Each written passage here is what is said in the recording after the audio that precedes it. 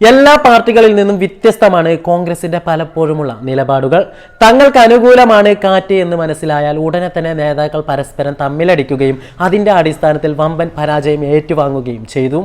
ഒരുപക്ഷെ ഉപതെരഞ്ഞെടുപ്പിൽ പാലക്കാട് വമ്പൻ വിജയം നൽകിയതിന്റെ ആശ്വാസത്തിൽ വളരെ അഭിമാനത്തോടെ നടക്കേണ്ട സാഹചര്യത്തിൽ ആദ്യ വെടിപൊട്ടിച്ചിരിക്കുകയാണ് ശരിക്കും പറഞ്ഞാൽ ചാണ്ടി ഉമ്മൻ. ഇതിന്റെ അടിസ്ഥാനത്തിൽ പലതരത്തിലുള്ള പ്രശ്നങ്ങളാണ് വി ഡി സതീശൻ അടക്കമുള്ള നേതാക്കൾക്കെതിരെ പല ആളുകളും ഉന്നയിക്കുന്നത്. അതിനിടയ്ക്ക് തന്നെ രമേശ് ചെന്നിത്തല പല കാര്യങ്ങളും പറയുന്നുമുണ്ട്.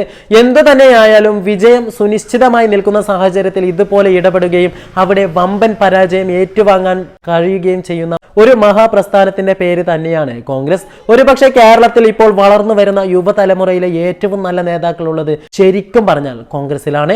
ഷാഫിയെ പോലെ, രാഹുലിനെ പോലെ അങ്ങനെ പലതരത്തിലുള്ള ആളുകൾ കോൺഗ്രസിൽ വളർന്നു വരുന്നുണ്ട്. അതിന്റെ അടിസ്ഥാനത്തിൽ തന്നെ തീർച്ചയായിട്ടും അടുത്ത മുഖ്യമന്ത്രി പദം തങ്ങൾക്ക് അനുകൂലമാവുമെന്ന് അവരൊക്കെയും തന്നെ വിചാരിക്കുന്നുണ്ട്. എന്നാൽ UDF ക്യാമ്പിനെ മൊത്തം ആശങ്കയിലാക്കിക്കൊണ്ട് തന്നെയാണ് ശരിക്കും പറഞ്ഞാൽ ഇവർക്കിടയിലൂടെ പലപ്പോഴും പ്രശ്നങ്ങൾ കടന്നു വരുന്നത്.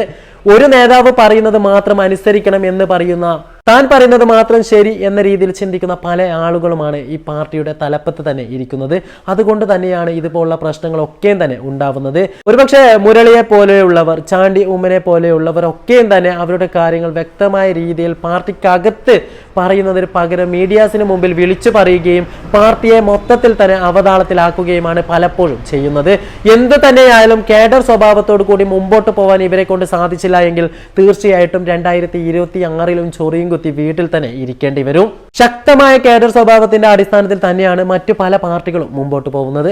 അവർക്കിടയിൽ എന്തെങ്കിലും പ്രശ്നമുണ്ടായാൽ അത് അവരുടെ പാർട്ടി മീറ്റിങ്ങിലും മറ്റു കാര്യങ്ങൾക്കിടയിലുമൊക്കെ പറഞ്ഞു തീർക്കുകയും അങ്ങനെയുള്ള പ്രശ്നങ്ങളൊക്കെ തന്നെ ആർക്കും അറിയാതെ അവർ സോൾവ് ചെയ്യുകയുമാണ് ശരിക്കും പറഞ്ഞാൽ ചെയ്യുന്നത്. പക്ഷേ കോൺഗ്രസിന്റെ കാര്യം അങ്ങനെയല്ല. എന്തെങ്കിലും ഒരു തരത്തിലുള്ള ബുദ്ധിമുട്ട് ആർക്കെങ്കിലും ഉണ്ടായി എന്ന് തോന്നിയാൽ തീർച്ചയായിട്ടും അവർ പൊതുമധ്യത്തിൽ വരികയും മാധ്യമങ്ങൾക്ക് മുമ്പിൽ സ്വന്തം പാർട്ടിയെ അവതാളത്തിലാക്കുന്ന രീതിയിൽ പല കാര്യങ്ങളും വിളിച്ചു പറയുകയും ചെയ്യും. അതിന്റെ അടിസ്ഥാനത്തിൽ ഇനി ഒരുപക്ഷെ വമ്പൻ പരാജയം തന്നെ ആയിരിക്കും ഇവരെ കാത്തിരിക്കുക എന്ന കാര്യത്തിൽ സംശയമില്ല. വളർന്നു വരുന്ന യുവതലമുറകൾ നല്ല രീതിയിലുള്ള പ്രാതിനിധ്യം ഇവർ നൽകാൻ തയ്യാറായില്ല എങ്കിൽ തീർച്ചയായിട്ടും ഇതുപോലുള്ള പ്രശ്നങ്ങൾ അവർക്കിടയിൽ ഇനിയും ഉണ്ടാവും എന്ന കാര്യത്തിൽ സംശയമില്ല.